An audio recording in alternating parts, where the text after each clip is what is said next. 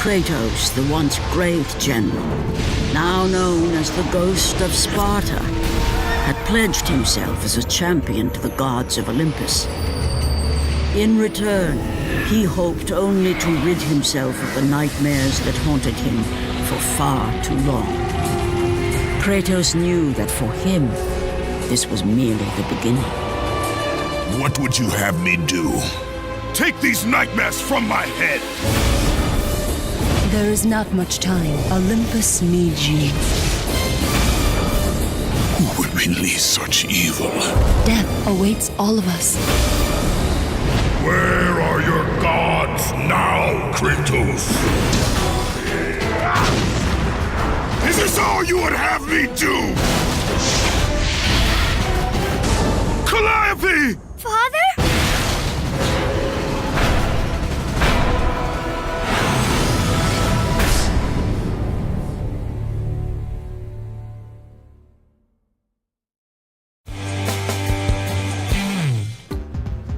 Hey, Matt. Oh, hey, what's up, man? Hey, so Smash Brothers Brawl comes out next week. Are Yes, you it guys does. are you guys covering it on the show? Maybe like a tournament, like the Soul Calibur 3 tournament that we did a while back? No, we already did the whole thing from Japan. I think that covered it. And like, tournaments are kind of a lot of work. And like, does anybody here even play Smash? Won't you? No, I like real fighting games, man. What the hell? I mean, I'm sure you can find people around the office that would want to play. I mean, if that's all you're looking for. Like, next week's already booked up, man. I don't know. Sorry.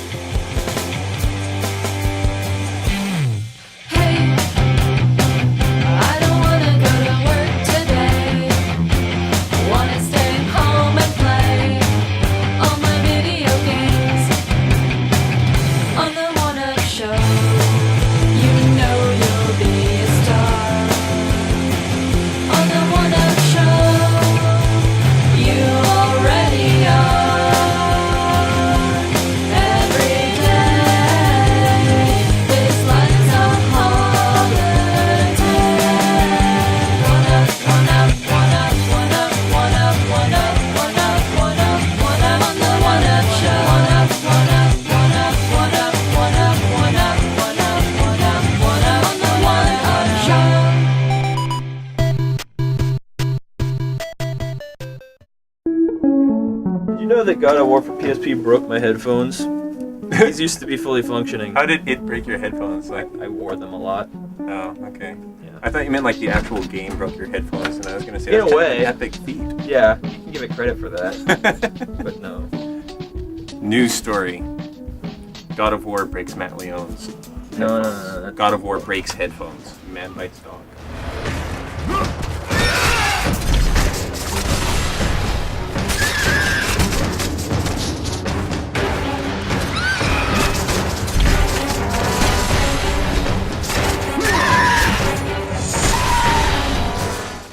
I did play it over the weekend. Yeah, though. you see, you got- which you of got course caught I up. did. Yes, it took Congrats. Me, it took me a whole 4 hours, Oh. maybe 4.5. So cruel. No, it was awesome though. It's like Yeah. a totally fucking packed 4 hours. I'm totally into games that don't consume my entire weekend these days. My only thing with the length is that if I had known like that length up front, I wouldn't have any problems with it at all. I would have been like, okay, this is awesome. This is like a perfect game for this. Like, I was a little surprised the first time through that it was a little short. But I mean, once I went back and played it 2 more times, I So you play I on was like cool the with it. extra difficulties and everything. Yeah. So when you play it the second time, you can use everything that you unlocked the first time. Oh, nice. And then if you want to play it on God mode, you don't get to do that. You have to start over from being gimped again. But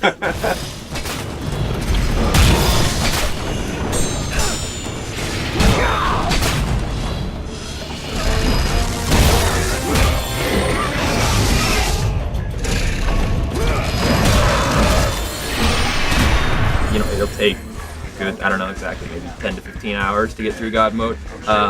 But it's definitely a little bit easier than it was like in God of War 2. Like I did a little chart for EGM that was like, here's a way to get 20 hours out of this game if you want, and you get extra character if you play through God mode, and you get an extra character if you play through, well, costume, not character. How are the costumes? Are they cool? Because I didn't have I'm not gonna do it. I'm I'm not sure if we should spoil the one that when you beat the challenge of the Hades was kind of confusing to me, but when you beat God Mode, I was really into it. It was a nice little payoff.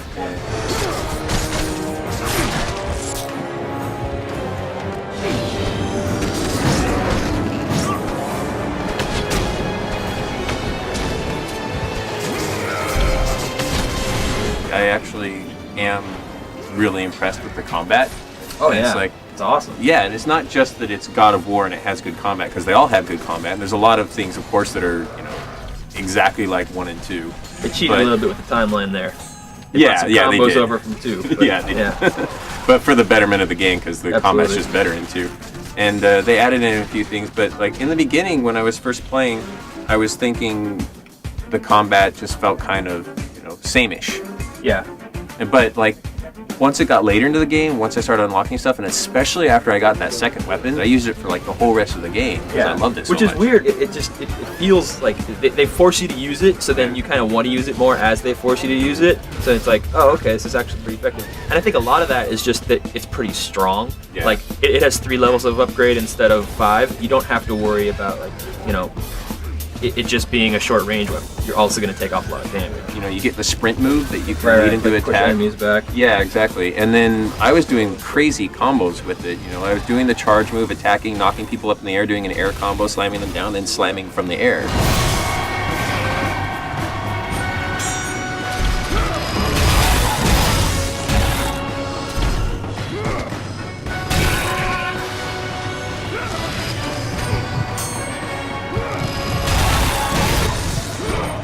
What did you think of the story? I liked it. Like, I thought that it actually fit in. I mean, it's kind of hard to talk about without spoiling, which, by the way, like this, if I have to go to Hades again in God of War 3, I'm going to be really kind of disappointed. Why didn't you like it? I don't know. I've heard people say that, but I don't really understand like why it's a criticism. Well, it's a criticism just from a story point. It's not a criticism from a gameplay point, because like the Hades levels were my favorite levels in this PSP version.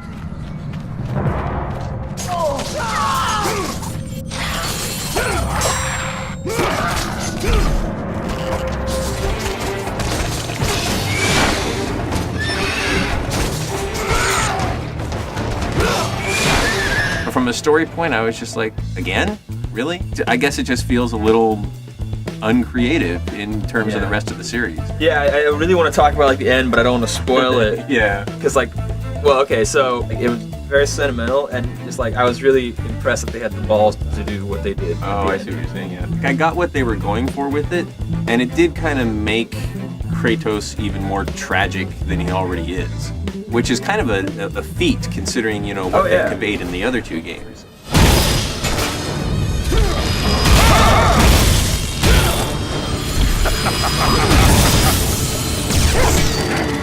So I figured, okay, it's going to be on PSP. I know it's going to be good, but this is seriously like, it wasn't something that I actually expected them to be able to pull off as well as they did. It's missing a little bit of like the ginormous epicness of the other 2 games, but only a little bit. Like in God of War 1, they intentionally broke the frame rate to have that one where it's like closing in on you and that room is like filled up and you just have to clear the little area. And you don't really have that because it's much more of a, fighting, 3 or 4 enemies at a time, and then they'll keep coming back. That makes sense now that I think about it, how many areas there were, but how few enemies there were for each area. It's probably a hardware limitation, but probably. I mean, it definitely works fine. Like, you don't ever like find yourself missing it.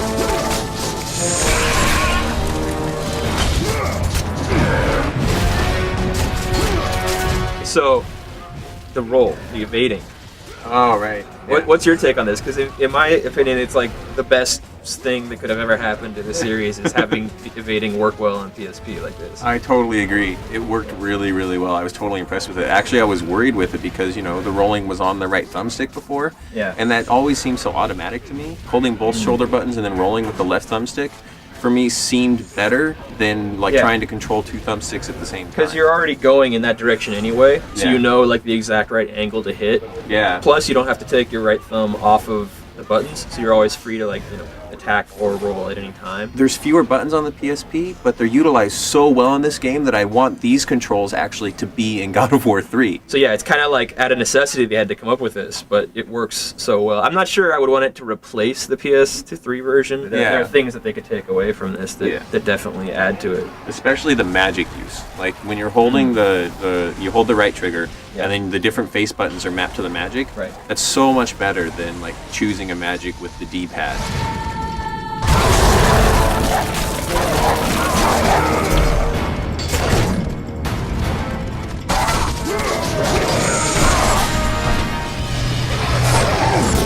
This was the game that actually proved to me that the analog nub does its duty. Yeah, it doesn't suck. Yeah, it doesn't suck. Because I played the whole thing, start to finish, and I came away in one sitting, and I came away thinking my thumb doesn't hurt. My thumb was hurting a little bit in some of the God mode sessions, but not too much. I mean, there's no fourth magic, which surprised me. I was like, that's weird. You have 4 face buttons. You've had 4 magics in each of the previous game. Where's the fourth magic? There's no more like Rage of the Gods, right? Or Rage of the Titans, which they say they actually did have at one point in the game that they cut. So I mean, there's certain things like that that make the controls, I think, work pretty well, just because they're not overly complicated as they would be if you had too much of that kind of stuff in there. Especially because this game doesn't, or this series never had camera control. That works perfectly with the PSP. There's nothing else on PSP that is even close to this, at all. Like from that perspective, it's amazing. Well, I remember, when they were first launching the PSP, they talked about how this is a PS2, a portable PS2. That's how they marketed this game too, and it shows. Yeah, I actually believe it now.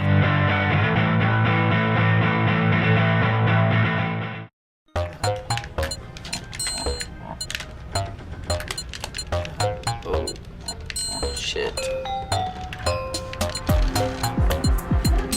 I don't appreciate that.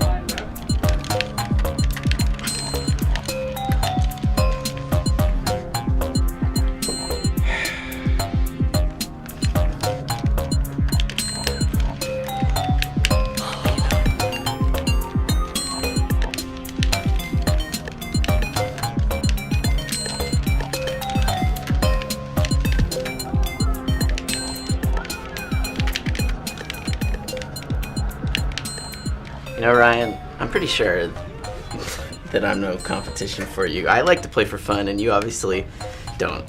I think you should go play Richard or something.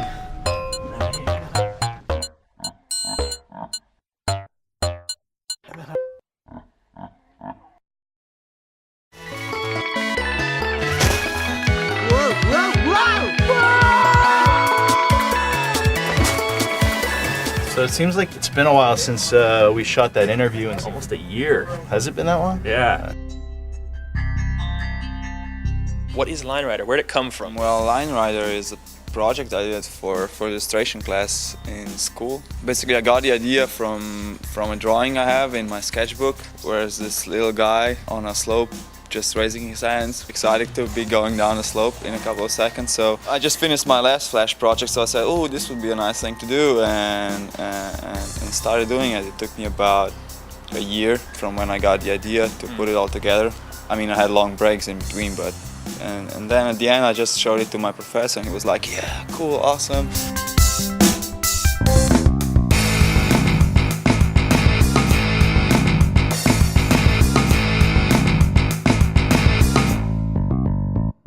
So you got to play it, you got to see it. So. Yeah, we get to spend some time with, now there's the PC retail version, so no longer in Flash, and then there's the Wii version and the DS version.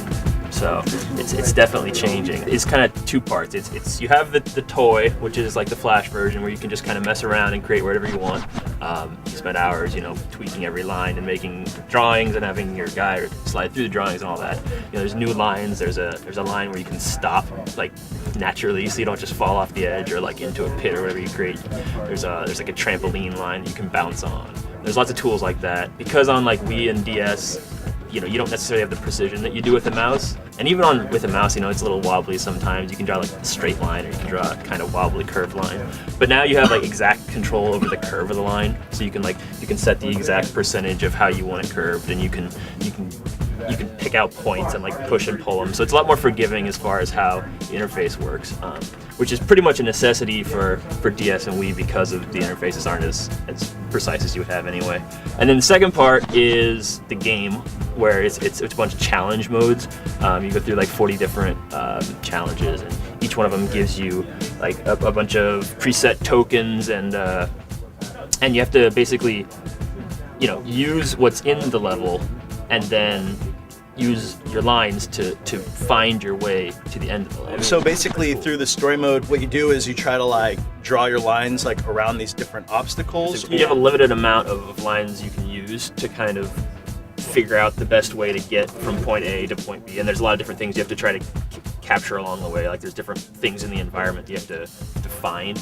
So, and then some are optional and some are mandatory. So you can kind of, create your own path to figure out the best way to capture all these things on the way to the end. And if you do it, then you solve the level and you go on to the next one, and there's a bunch of those. There are cutscenes, which is kind of weird, but we didn't really see too much of those, but there's like CG cutscenes that tell the story of the Line Rider. So what is the story of the Line Rider? Is it to save the princess? Or... I don't know the full story, but I know there are 3 characters, one of which is a girl, and there's 2 dudes, and they're trying to like compete for her love. Yeah. But so wait, you're like in competition with this other guy for this girl? Exactly. Or... But you can choose to play as any of them. And the cool thing, really, is that there's a third mode, which is kind of a combination of these other 2 modes, where you create your own like challenges, and then you can upload them for other people to try. So there's 40 like in the default game, but then if I create 10 and just upload them, then you can come on and download them and try to like figure out my puzzles for everybody else. Is that more just the PC mode, or is that on the Wii as well, that you can upload your different courses? Or... Yeah, you can definitely download maps on the Wii. I'm not sure about DS, but definitely Wii and PC. Woo! Yeah!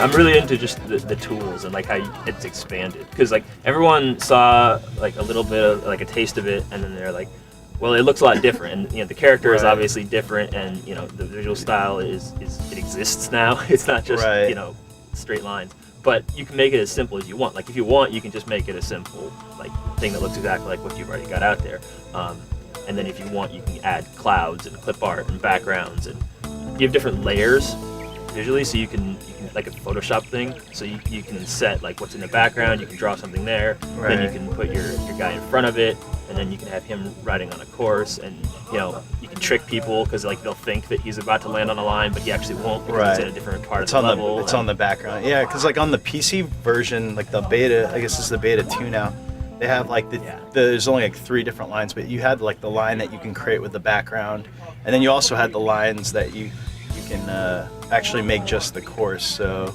yeah, it's cool. There's new lines. Like there's a line that you can crash into. Like you can draw like a chandelier, and then once you touch it, it just like shatters. Whoa. There's like a trap door line that you can fall through. Or just like drop you down to like another course. That's so cool. I think just like that alone is what has me most excited. Like the challenge stuff, that makes sense, and it's like, yes, it's a game now, and especially on the DS, it's gonna be like, okay, cool, I actually have something I can do if I don't want to like spend time being creative, if I just want to kind of sit down and play through something and see if I can solve the puzzle.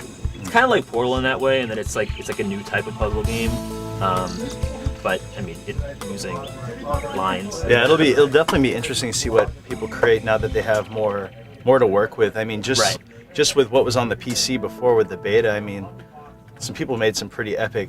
I know, it's courses. insane. And now you can upload your own clip art and everything, and it's gonna be interesting.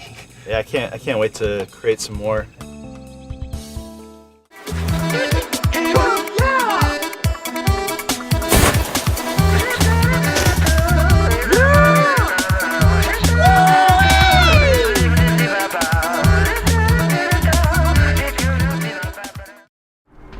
Watch out! Shit, man, they got us pinned down. I know, I can't get a shot off.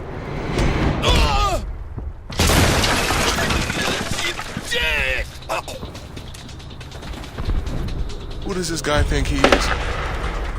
Bro, that was so badass. You wish you had skills like that. a lot of the game must have gotten cut out, because when we originally heard about the game was like, you know, this fresh new EA team, you know, put together to make like innovative new creative software. And even though the concept was kind of simple, it's a shooter, you know, third-person shooter, at least it was about co-op, focusing on co-op, and they were trying to tackle these kind of like modern real-world issues. They had a bunch of grand ambitions with this game, but somehow along the line it just got toned down into what is essentially a pretty simple shooter.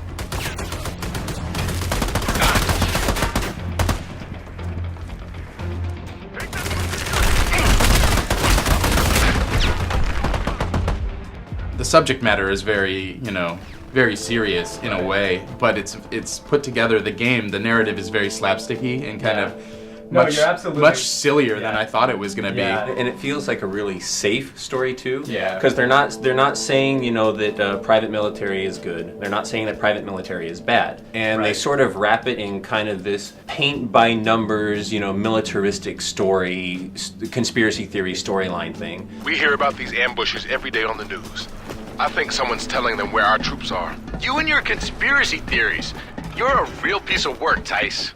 At some point in the game, they kind of go like, wow, you know, I wish we weren't in the army, because then we could do, you know, all this other stuff, or we'd have cool weapons. You know, it's like, I wish it wouldn't just like hit you over the head with that kind of stuff. A year ago, you didn't have 2 nickels to rub together, and now you're blowing 10 grand on sports betting? Whatever. If I win, I'll be able to pay off my credit cards. You are out of your mind. We're pulling so much bank now. How can you worry about cash? We're making bank because we're at war now. This war ends and you're not going to be able to sustain your lifestyle. Relax, man. This war ain't ending anytime soon. I think they had to try to have a little bit more mass appeal with it, but, you know, I agree. I totally agree. Like, I wish it didn't have to do that. I think they set out to have the AI really try to replicate, you know, playing with a human, and I think they actually toned it down as they were developing it, because I just don't think it worked quite as well as they had hoped. You know, what it ended up being is you're actually kind of leading the guy the entire time now. Like, when you're playing with the AI, it doesn't really feel quite co-op, I would say. I don't know, and that's why the game really is a much better co-op experience, I think. You know, they make both of your guys get to a particular door before you can open it, so you don't end up with somebody at the end of the level and somebody at the beginning, like you can in Halo co-op sometimes. So there's some smart stuff there, but most of the time it's just you and a guy next to you walking down an extremely linear pathway, sometimes an open area, but usually like, you know, any linear pathway, like shooting at the same guys together.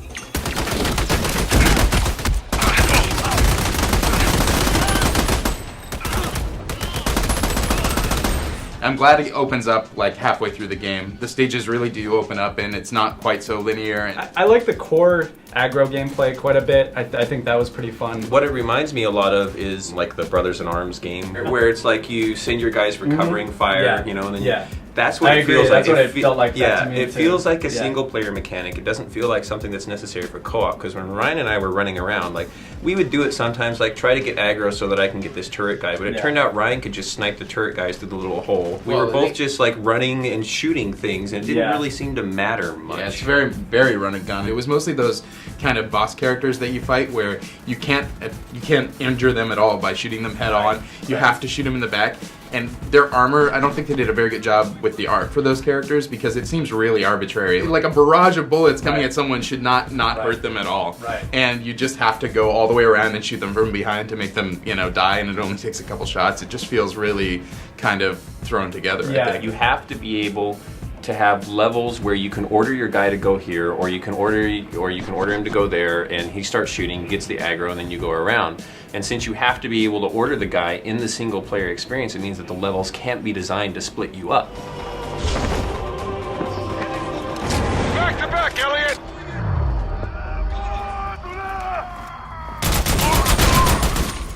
Going back to back. I mean, that was originally kind of a gameplay element, so that, you know, in the middle of a level you could be like, hey, let's go back to back, you know, we'll be kind of invulnerable for a little bit or whatever. But the way it's set up in the final version is that you're just kind of like it just decides like, oh, okay, you know, we're going It's like back to a back now. cutscene. You know, it's like a cutscene. One major co-op mechanic in the entire game that like is actually new and different. The pick a door off Yeah. a car, Yeah. hold a shield, and have your guy stand behind you and fire thing. Yeah. That's like the one gameplay innovation that I can think of that was like really different, kind of fun. I hadn't seen co-op before. Also, it had the whole Perfect Dark Zero, you know, like arrow thing, and it's like if you have to rely on. I mean, I didn't have to rely on it that much, but you know, if you don't always know your objectives or where you're supposed to go and stuff, then you have to rely on that. You know, there is a problem. You know, We were out in this open field area, and the two of us were running around forever, and like, where the fuck are we supposed to go? And like looking for a jump up somewhere or something, and then like, oh right, turn on the GPS. Oh look, there's the arrow. Oh, we're supposed to go to this wall in the back corner that looks funny, I know completely exactly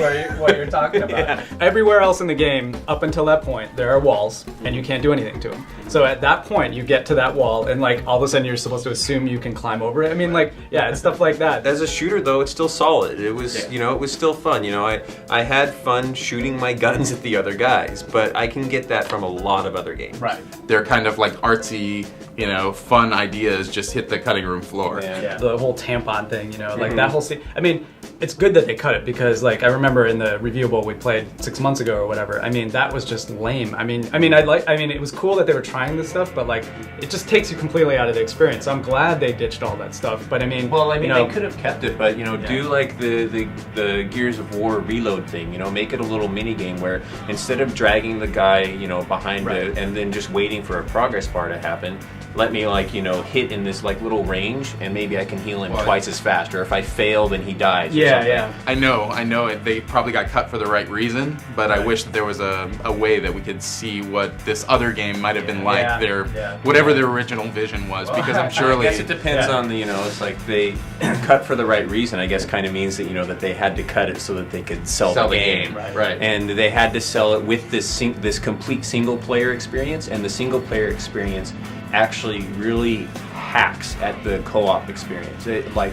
This game does not feel like a co-op game to me. It feels like a single-player game with some co-op elements added to it. And I think that's too bad because there was so many interesting things that they could have done with it. If you could release a game like that was multiplayer only. Yeah. What are you going to do? Are you going to put an Xbox 360 game on the shelves and say that like this is only a co-op experience? You can only play this with another person? Yeah, if you don't have another person, sorry, no single player. Right. I think they could have done like something more more interesting. But see, what they wanted to do was actually have it so that you couldn't tell the difference. And I mean, if they could have pulled that off, then, you know, then great. The designers of this game probably had really good intentions. I mean, I'm sure there are people there that totally understand private military corporations, and I think there are people there that have really cool new gameplay ideas about what could be done with a co-op shooter. And I feel that like the process and, you know, the fact that this is coming out from a major publisher and playtesting and all these things that allow a modern high-budget game to come out are totally fighting against them to make the game that they actually want to make. Yeah, the game feels focus grouped. Yeah. I will say though, like in EA's defense, I mean, the fact that they gave it more time was great because, you know, the version that I played 6 months ago was not that good. Like checkpoints. They probably doubled the amount of checkpoints in the game. Like originally it was like you start at the beginning of the level, just glitches all left and right. I'm so glad that EA gave it more time because it is a much better game than it was last fall.